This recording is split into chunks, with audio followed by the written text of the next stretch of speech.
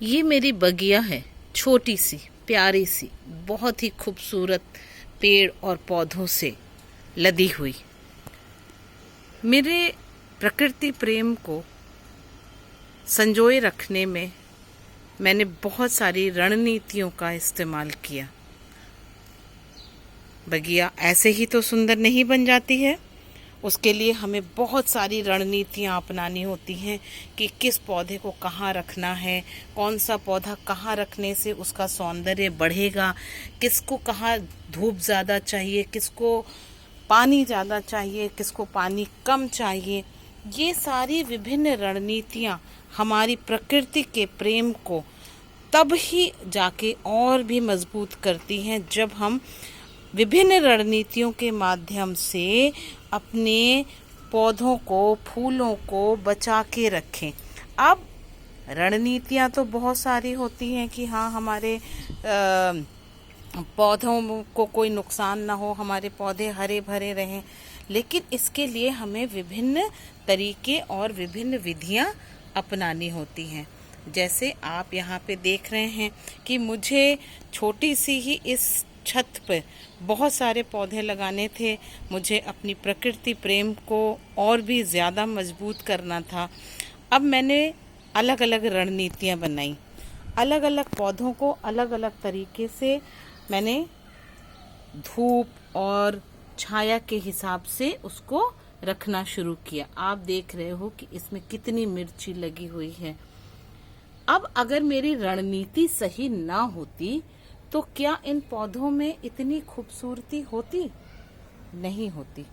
तो इन पौधों को इतना खूबसूरत, प्रकृति को इतना सुंदर रूप देने के लिए मैंने अलग अलग रणनीतियाँ अपनाई कि आप ये देखिए, मुझे लौकी भी चाहिए थी, मुझे तोरी भी चाहिए थी और मुझे थोड़ी सी जगह में ही चाहिए थी।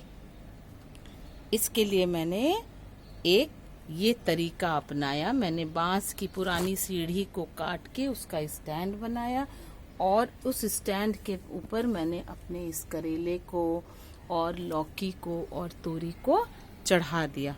तो पहले मैंने रणनीति बनाई कि कैसे इसे किया जा सकता है और उसके बाद मैंने उसके ऊपर विभिन्न तरीकों से, विभिन्न माध्यमों से अपनी इस बगिया को एक खूबसूरत सा आकार दिया और जिसके माध्यम से मेरा YouTube चैनल प्रकृति की पाठशाला बहुत ही ज़्यादा पसंद किया जा रहा है, सराहा जा रहा है। आप ये देखिए, इस 8 साल पुराने बैगन के पेड़ में से को मुझे जिंदा रखना था। इसके लिए मैंने क्या रणनीति अपनाई कि मैंने अपनी घर की पुरानी चादर से ही ये एक बड़ा सा गमला तैयार किया और इस बैगन के पेड़ को मैंने इसमें रोपित कर दिया।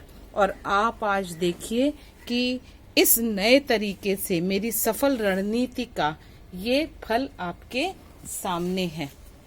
मुझे लगता है कि आप लोगों के मुंह में भी पानी आ रहा होगा। और ये देखिए, ये मेरी सफल रणनीति का ही एक सफल उदाहरण है कि जब हम रणनीति सही बनाते हैं तभी हमें, और उस रणनीति के माध्यम से ही जब हम अलग अलग तरीकों को अपनाते हैं तो हमारे बाग में तितलियां भी विचरण करती हैं, खुशबू भी आती है और पेड़ पौधे भी खुश रहते हैं। और पेड़ पौधे खुश हैं ये हमें ऐसे पता चलता है जब वो फूलों से लदे होते हैं। आप देखिए, ये तितली कितनी खूबसूरती थे, कितनी निश्चलता से विचरण कर रही है। और ये मेरे लिए सबसे बड़ा जीवन का सुख है कि मेरे घर के पेड़ पौधे बहुत ही खुशी से अपनी प्रसन्नता को व्यक्त कर रहे हैं। तो ये सब मेरी एक सफल रणनीति का ही नतीजा है। आप देखिए, कोरोना काल में लोगों ने कहा कि ऑक्सीजन की कमी हो रही है, ऑक्सीजन की कमी हो रही है। मेरी छत पे भी एक बेल का पेड़ उगा था। अब यहाँ पे जब ऑक्सीजन, हम सब जानते हैं कि पीपल का जो पेड़ होता है वो 24 घंटे ऑक्सीजन देता है। लोगों ने कहा था कि पीपल नहीं लगाते हैं और कई सारी मिथ्या बातें उसके साथ जुड़ी हुई थी, लेकिन इस कोरोना काल ने मुझे पीपल के महत्व को समझाया। तो मैंने रणनीति बनाई कि इसको हम काटेंगे भी नहीं और विभिन्न माध्यमों से इसको हम संजो भी लेंगे। तो आप देखिए, मैंने एक बहुत ही खूबसूरत आकार देने का प्रयास किया है। मेरी रणनीति सफल हुई और मैंने इस पीपल के पेड़ को बचा लिया। इस खूबसूरत से पीपल पेड़ को एक खूबसूरत सा आकार दिया और प्रकृति के प्रति अपना सद्भाव बनाए रखा। वरना ज्यादातर लोग क्या करते हैं कि जहां भी पीपल होता है उसको नोच के फेंकने का प्रयास करते हैं और फिर कहते हैं ऑक्सीजन की कमी हो रही है।